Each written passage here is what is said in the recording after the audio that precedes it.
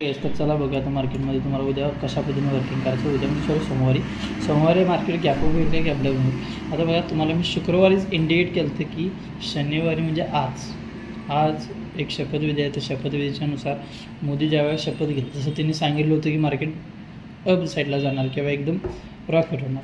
पण तुम्हाला हे पण मी सांगितलेलं बघा की 4 तारखेला रॉकेट होईल की नाही ते मला माहीत नाही, पण नंतर ज्यावेळेला मार्केट सस्टेनेबल होईल त्यानंतर रॉकेट होऊ शकतं. आणि आता जर तुम्ही बघितला जसं डाऊनफॉल झाला मोठा एका दिवसात तसं त्यानं रिकवर पण केलं आहे. आता ह्याच्यावर जी पुढची जी रॅली आहे ती माझ्या हिशोबाने एकदम मोठं गॅपअप होऊन पण करू शकते.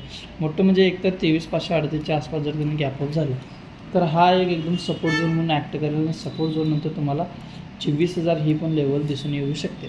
आता जर मार्केटचं मेन जर टार्गेट म्हणला तर 23,700 हे मेन टार्गेट आहे निफ्टीसाठी. आणि बँक निफ्टीवर जर बघितला तर बँक निफ्टी पण कॉल साईडला मोठं गॅपअप होऊ शकते. आता 49,800 आहे तर डायरेक्ट ही 50,400 किंवा 50,500 ह्या लेवलच्या आसपास पण ओपन होऊ शकतं. निफ्टीमध्ये जर अशा मुवमेंट जर उद्या झाला म्हणजे सोमवारी तर तुम्हाला इथून पुढची पण रॅली कॉल साईडलाच बघावी लागणार. पुटला जर असं तुम्ही अवॉइड करायचं, जे पण आहे कॉल साईडलाच तुम्ही ट्रेडिंग करत राहायचं. शुक्रवारीच्या हिशोबानं मी तुम्हाला गुरुवारच्या प्रेडिक्शनमध्ये सांगितलं होतं की सोमवारी असं होऊ शकतं किंवा मार्केट त्या लेवलनं जाऊ शकतं आहे. एकतर तुम्ही जर गॅपअपची पोझिशन म्हणजे सी जर होल्ड असेल तर एकदम बेस्ट तुम्ही केलेला आहे.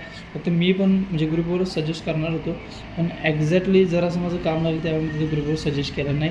तरी पण जर तुम्ही आपलं शुक्रवारचं जर प्रिडिक्शन बघितलं असाल, म्हणजे गुरुवारी आपण संध्याकाळचे प्रिडिक्शन टाकलं ते जर तुम्ही बघितलं असाल तर 100% आता होल्ड ठेवला असाल तर तुम्हाला बेनिफिट पण त्याचं होऊन जाईल.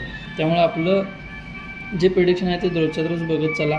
तुम्हाला महिन्यात 2-3 तरी शेअर ट्रेड मिळून जातं. ते शेअर ट्रेडनं तुमचं चांगलं प्रॉफिट होऊ शकतं. हा पण एक शेअर ट्रेड असल्यासारखंच आहे.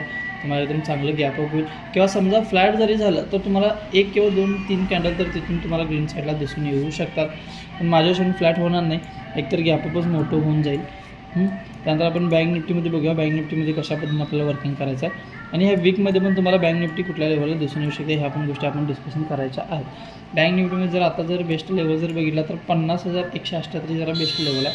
आणि जर बँक निफ्टीला जर ओपन व्हायचं म्हटलं तर ह्या लेवलच्या मध्येच ओपन होईल. त्यानंतर तुम्हाला 50,921 हे त्याचं टार्गेट येऊन जाईल. 50,921 एक रेजिस्टन्स झोन आहे. जर मार्केटला ह्याच्यावरती जर कन्व्हर्ट जर करायचं म्हटलं तर 50,991च्या वरती कॉल साईडला कन्व्हर्ट करू शकते. मग तुम्हाला 51,200, 400, 600 त्यानंतर मग 52,000 ही पण लेवल दिसून येऊ शकते. आपल्या म्हणजे माझ्या हिशोबानं येत्याला 15 तारखेपर्यंत आपल्याला मार्केट 52,000 ह्या लेवल पण दिसून येऊ शकतं आहे. फक्त कॉल साईडला सोमवारनंतर होल्ड ठेवू नका. आता होल्ड ठेवला असेल तर बेस्ट होऊन जाईल, पण त्याच्यानंतर जर तुम्हाला होल्ड ठेवायचा असेल तर मी आपल्या ग्रुपवर सांगेन एकतर होल्ड न करता तुम्ही त्या दिवशी पोझिशन त्या दिवशी घेऊन प्रॉफिट बुक केलं तरी चालू शकते. ओके. आता जर बघितलं तर मार्केटमध्ये बऱ्याच जण असं वाटतं की सेलिंगचं प्रेशर आहे हे झोन बघून. बऱ्याच जण असं पण वाटत झालं की ट्रेडलाईनला फोकस करत असणार आहे, त्यावरने कुठलं तर ट्रेडलाईन होईल, पण त्या ट्रेडलाईनला आपण न ड्रॉ करता आपण कॉल साईडचाच विचार करत राहायचं आहे. ओके. अशाच प्रिडिक्शनसाठी आपल्याला फॉलो करा, बेल आयकॉनला क्लिक करा आणि तुमच्या फ्रेंड सर्कलमध्ये सेंड करा. थँक्यू.